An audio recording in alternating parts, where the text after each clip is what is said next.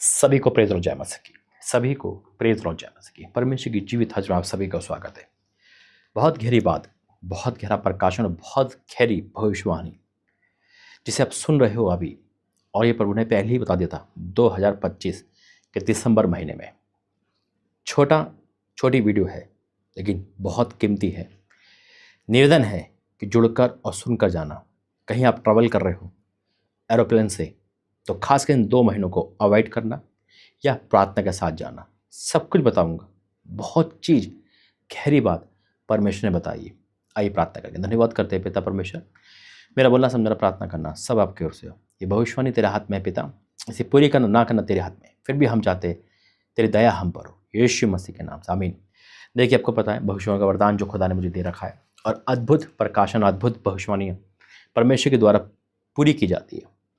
मैं ब्लेसिंग की भविष्यवाणी के लिए, रिसीव के लिए बोलता हूँ, और संकट की भविष्यवाणी के लिए सिर्फ ये बोलता हूँ कि प्रभु दया कर।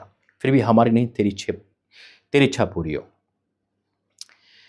अभी जो हादसा हुआ है महाराष्ट्र में, डिप्टी सीएम है ना, जो नहीं रहे, अजित पवार जी, वो नहीं रहे है ना, और प्लेन क्रैश हुआ।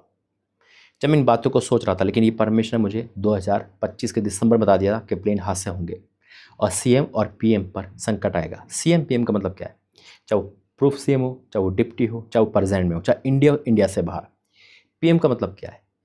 देखो, ये भारत में पीएम चलता है, बाहर राष्ट्रपति है ना, कोई भी इस चीज़ में यानी कि राजनीतिक जो मिनिस्टर है उन पर संकट आएगा, चाहे वो हमारा इंडिया हो, चाहे वो बाहर हो। और ये आपको दिख रहा है, और फिर से वो संकट आने वाला है जून और जुलाई में। देखिए, परमेश्वर ने पहली भविष्यवाणी पूरी की थी, तो उसमें प्रूफ सीएम, वो भी प्लेन हादसा था जो खुदा ने बताया था। इस बार डिप्टी सीएम। प्रभु दया करे, इंडिया से बाहर की भविष्यवाणी है कि जून जुलाई, क्योंकि पिछले जो हादसा हुआ था जिसमें प्रूफ सीएम गुजरात के जून महीने में यानी कि जय, एक बार जनवरी यानी कि जय, फिर आने वाला है जून और जुलाई। तो बहुत खतरनाक है जून जुलाई एरोप्लेन का सफ़र करने के लिए।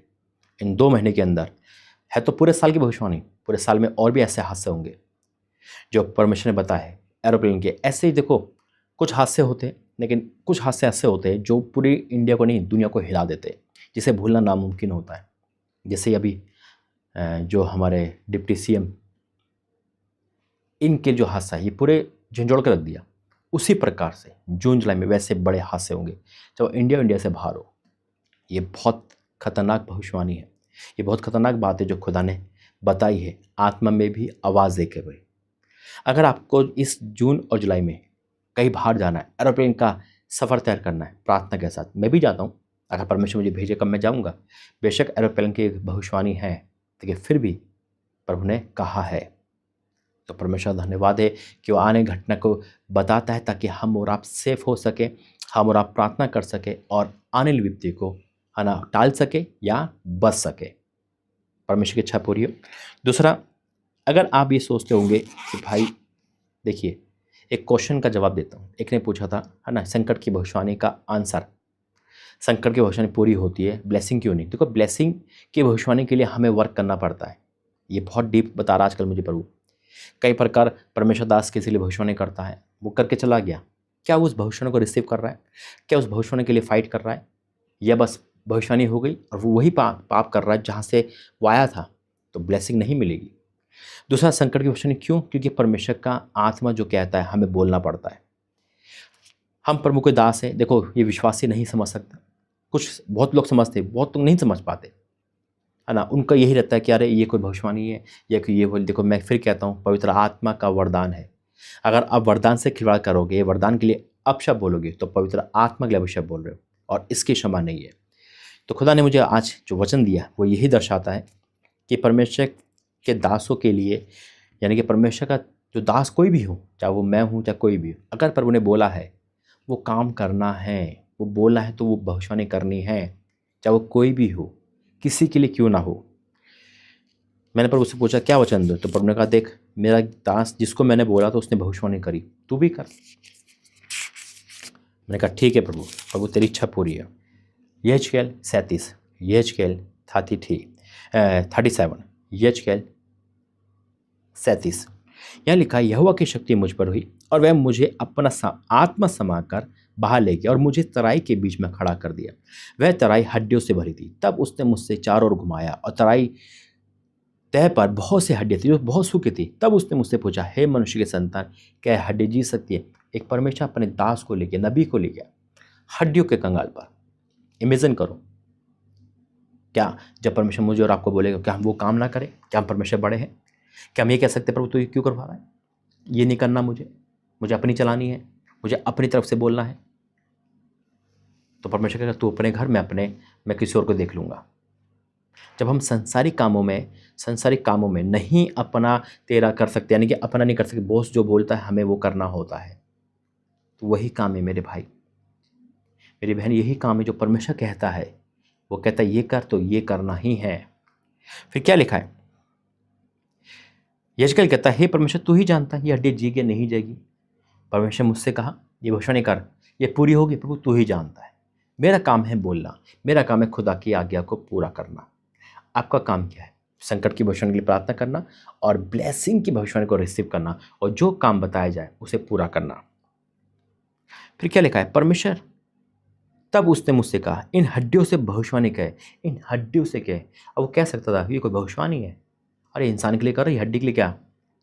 परमेश्वर ने कहा इन हड्डियों से भविष्यवाणी कहे, यानी कि जो ना चल सकती ना फिर सकती, हड्डियों से कहे।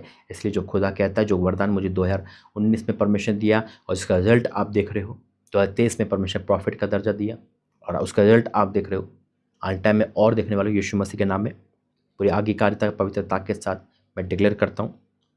और दोस्त चैनल पे जुड़ेगा, गुड न्यूज़ देखिए अपने लाइफ में यीशु मसीह के नाम में। फिर क्या लिखा है? तब उसने मुझसे कहा इन हड्डियों से भविष्यवाणी करके कहे, हे हड्डियों, हे सूखी हड्डी, यहोवा का वचन सुनो। परमेश्वर तुम हड्डियों से यूं कहता है, देखो मैं आप सांस समाऊंगा, तुम जी जाओगी। मैं तुम्हारे नसें उपजा कर मांस चढ़ाऊंगा और तुम चमड़े से ढापोगे, और तुम में सांस समाऊंगा और तुम जी जाओगे। तुम जान लोगे मैं यहोवा हूँ। जान लोगे मैं यहोवा हूँ। ये वचन क्यों दिया परमेश्वर ने? इसलिए दिया बेटा, जब ये मेरी बात मानता तो तू भी मेरी बात मान। तो सिर्फ जब वो हड्डियों के लिए भविष्यवाणी करता, वो पूरी होती है, तो इस संकट की भविष्यवाणी पूरी होगी। लेकिन हम इस पर दया मांगे, वो जान लेंगे आप कि जो जुबान से निकलता है वो परमेश्वर की ओर से पूरा होता है। आमीन। तो आपसे निवेदन करता हूँ कि इस साल ट्रेन हादसा जो भी बताया प्रभु ने दर्शन में बताया है ना, और एरोप्लेन हादसा, खासकर जून और जुलाई बहुत संकट है। आइए प्रार्थना करेंगे। धन्यवाद करते पिता परमेश्वर, वाक्य में तू बहुत अद्भुत बताता है। मैं आपका धन्यवाद करता हूँ। तो इसलिए बताता है कि हम अलर्ट हो सके, बच सके।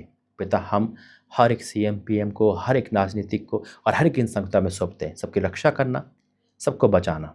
पिता जितने भी पायलट चलाते हैं पिता उनकी भी रक्षा करना, और जो तूने मुझे वरदान दिया है तो उसको प्रूफ करता मैं तेरा धन्यवाद करता हूँ। लेकिन मैं ये चाहता हूँ कि तू दया कर, फिर भी हमारी नहीं आपकी इच्छा पूरी हो, यीशु मसीह के नाम से आमीन।